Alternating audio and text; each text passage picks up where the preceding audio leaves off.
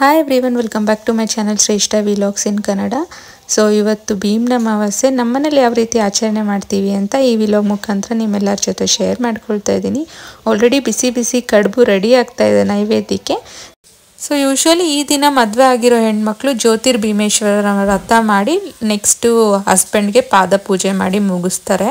So ಈ ಜ್ಯೋತಿರ್ಭೀಮೇಶ್ವರ ವ್ರತ ಅಂತ ಏನಕ್ಕೆ ಹೆಸರು ಬಂದಿದೆ ಅಂದರೆ, ಇವತ್ತು ಶಿವ ಪಾರ್ವತಿನ ಜ್ಯೋತಿ ರೂಪದಲ್ಲಿ ನಾವು ಪೂಜೆ ಮಾಡ್ತೀವಿ. ಅಂದರೆ 2 ದೀಪಸ್ತಂಭದಲ್ಲಿ 2 ಜ್ಯೋತಿ ಬೆಳಗಿ ಆ 2ನ್ನ ಶಿವ ಪಾರ್ವತಿ ಅನ್ನೋ ಒಂದು ರೂಪದಲ್ಲಿ ಪೂಜೆ ಮಾಡ್ತೀವಿ. ಆಮೇಲೆ ವ್ರತ ಎಲ್ಲ ಮುಗಿದ್ಮೇಲೆ ಹಸ್ಬೆಂಡ್ಗೆ ಪಾದ ಪೂಜೆ ಮಾಡಿ ಅವ್ರ ಆಶೀರ್ವಾದ ತಗೊಳ್ತೀವಿ. ಅದು ದಾಂಪತ್ಯ ಸುಖ ಜೀವನ ಇರಲಿ ಅಂತ ಮಾಡುವಂಥ ವ್ರತ, ಮತ್ತು ಹಸ್ಬೆಂಡ್ಗೆ ದೀರ್ಘಾಯುಷ್ಯ ಸಿಗಲಿ ಅಂತಲೂ ಮಾಡ್ತೀವಿ.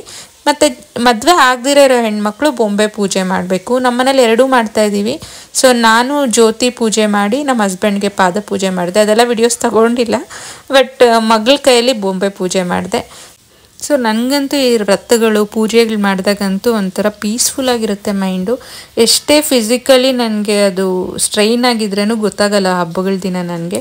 ಸೊ ಫೈನಲಿ ಅದೆಲ್ಲ ಅಲಂಕಾರ ಮಾಡಿ ಅದನ್ನು ನೋಡ್ತಾ ಇದ್ರೆ ಅಂತೂ ನನಗೆ ಓಕೆ ಅಪ್ಪ, ಫೈನಲಿ ಇಷ್ಟು ಕಷ್ಟ ಬಿದ್ದು ಎಲ್ಲ ನೀಟಾಗಿ ಮಾಡಿದ್ದಕ್ಕೆ ನನಗೆ ಬೇಕಾದಂಗೆ ಆಯಿತು ಅಂತ ಟೈಮ್ಗೆ ಮುಗಿಸಿದ್ದೀನಿ. ಸೊ ನನಗಂತೂ ಖುಷಿ ಆಯಿತು.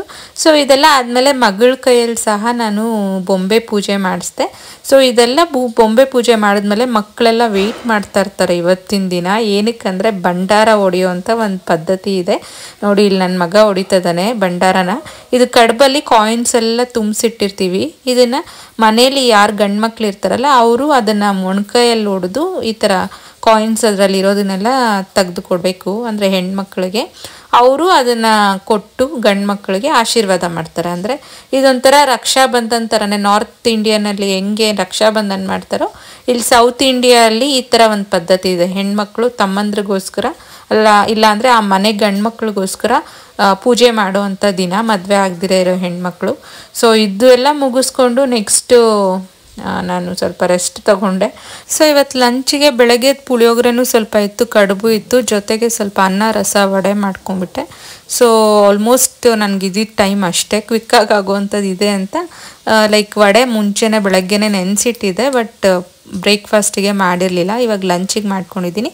ಸೊ ಫೈನಲಿ ಸ್ವಲ್ಪ ಟೀ ಟೈಮ್ ಬಂತು. ಅವಾಗೂ ವಡೆ ಬಿಸಿ ಬಿಸಿ ಮಾಡಿಕೊಂಡು ಟೀ ಎಲ್ಲ ಕುಡಿದು ಚಿಟ್ ಚಾಟ್ ಮಾಡ್ಕೊಂಡು ಕೂತ್ಕೊಂಡ್ವಿ. ಸಂಡೇ ಬೇರೆ ಅಲ್ವಾ, ಎಲ್ಲರೂ ರಜಾ ಇತ್ತು. ಸೊ ಅಷ್ಟರಲ್ಲೇ ನನ್ನ ಮಗ ಇಟ್ಕೊಂಡು ನನಗೆ ಯಾಕೋ ಪಾವ್ ಭಾಜಿ ತಿನ್ನಬೇಕು ಅಂತ ಆಸೆ ಬಿದ್ದ. ಆಯಿತು ಅಂತ ರೆಡಿಯಾಗಿ ನಾವೆಲ್ಲ ಸ್ವಲ್ಪ ಔಟ್ಸೈಡ್ ಹೋಗೋಣ ಅಂತ ಇವಾಗ ಚಾಟ್ಸ್ ತಿನ್ನೋಕ್ಕೆ ಔಟ್ಸೈಡ್ ಬಂದಿದ್ದೀವಿ. ಸೊ ಯೂಶ್ವಲಿ MG ರೋಡ್ಗೆ ಹೋಗ್ತೀವಿ ನಾವೇನ ಪಾವ್ ಭಾಜಿ ಇಂಥದ್ದೆಲ್ಲ ಚಾಟ್ಸ್ ತಿನ್ನೋಕ್ಕೆ. ಸೊ ಇಲ್ಲಿ ತುಂಬಾ ಚೆನ್ನಾಗಿ ಕೊಡ್ತಾರೆ. ರೋಡ್ ಸೈಡ್ ಕೊಟ್ಟರು ತುಂಬ ಹೈಜಿನಿಕ್ಕಾಗಿ ಟೇಸ್ಟಿಯಾಗಿ ಕೊಡ್ತಾರೆ. ಅವರೆಲ್ಲ ಸ್ನ್ಯಾಕ್ಸ್ ತೊಗೊಂಡ್ರು. ನಾನು ಅಲ್ಲಿ ಪಕ್ಕ ಈ ಶಾಪಲ್ಲಿ ಈ ಥರ ಬಾಳೆ ಎಲೆಯಲ್ಲಿ ಇಡ್ಲಿ ಕೊಡ್ತಾರೆ ಬಿಸಿ ಬಿಸಿ. ಕೆಂಪು ಚಟ್ನಿ ಖಾಲಿ ಆಗಿತ್ತು. ಸೊ ನಾನು ಇಡ್ಲಿ ತೊಗೊಂಡು ತಿನ್ನೋಷ್ಟರಲ್ಲಿ ಮಕ್ಕಳು ಕೆಂಪು ಚಟ್ನಿ ಬೇಕು ಅಂದರು. ಅದಕ್ಕೆ ಇನ್ನೊಂದು ಶಾಪ್ಗೆ ಹೋಗಿ ಇಡ್ಲಿ ಪಾರ್ಸೆಲ್ ತೊಗೊಂಡು ಮನೆಗೆ ಬಂದ್ವಿ. ಸೊ ಇವತ್ತು ಡಿನ್ನರ್ಗೆ ಮಧ್ಯಾಹ್ನ ಮಾಡಿರೋ ಅನ್ನ ರಸನೂ ಸ್ವಲ್ಪ ಇತ್ತು, ಕಡುಬು ಇತ್ತು, ಮತ್ತು ಪಾರ್ಸೆಲ್ ತಂದಿರೋ ಇಡ್ಲಿನೂ ಇತ್ತು. ಸೊ ಇದೆಲ್ಲ ಶೇರ್ ಮಾಡಿಕೊಂಡು ನಮ್ಮ ಹಸ್ಬೆಂಡು ಮಕ್ಕಳು ಎಲ್ಲ ತಿಂದರು. ಸೊ ನಾನು ಅಷ್ಟರಲ್ಲಿ ಇದೆಲ್ಲ ಕ್ಲೀನಿಂಗ್ ಮಾಡ್ಕೊಂಬಿಡ್ತಾ ಇದ್ದೀನಿ, ಅಂದರೆ ಕಿಚನ್ ಎಲ್ಲ. ಯಾಕಂದರೆ ನೆಕ್ಸ್ಟ್ ಡೇ ನಂಗೆ ವರ್ಕಿಂಗ್ ಇರೋದ್ರಿಂದ ಇದೆಲ್ಲ ಮಾಡಿ ಇವತ್ತೇ ಇಟ್ಕೊಂಡ್ಬಿಟ್ರೆ ನನಗೂ ಒಂಥರ ಬೆಳಗ್ಗೆಗೆ ಈಸಿ ಆಗುತ್ತೆ ಎಲ್ಲ ಕೆಲಸ ಮಾಡ್ಕೊಳ್ಳೋದು. ಸೊ ತುಂಬ ರಾಶಿ ಪಾತ್ರೆ ಎಲ್ಲ ಬಿದ್ದಿತ್ತು, ಅದನ್ನೆಲ್ಲ ಲೈಕ್ ಡಿಶ್ ವಾಷರ್ಗೆ ಹಾಕ್ಬಿಟ್ಟೆ.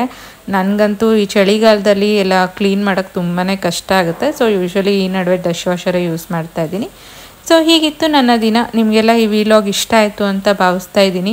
ಕೊನೆ ತನಕ ನೋಡ್ತಾ ಇರೋ ನಿಮ್ಮೆಲ್ಲರಿಗೂ ಥ್ಯಾಂಕ್ಸ್ ಹೇಳ್ತಾ, ಯಾರೆಲ್ಲ ಇನ್ನೂ ನನ್ನ ಚಾನಲ್ಗೆ ಸಬ್ಸ್ಕ್ರೈಬ್ ಮಾಡ್ಕೊಳ್ದಿರಾ ನೋಡ್ತಾ ಇದ್ದೀರಾ, ಇಲ್ಲ ಫಸ್ಟ್ ಟೈಮ್ ವ್ಯೂವರ್ಸ್ ಆದರೆ ದಯವಿಟ್ಟು ಸಬ್ಸ್ಕ್ರೈಬ್ ಮಾಡ್ಕೊಳ್ಳಿ ಅಂತ ಹೇಳ್ತಾ ಈ ವಿಲಾಗ್ನ ಇಲ್ಲಿಗೆ ಮುಗಿಸ್ತಾ ಇದ್ದೀನಿ. ಮತ್ತೆ ಸಿಗೋಣ.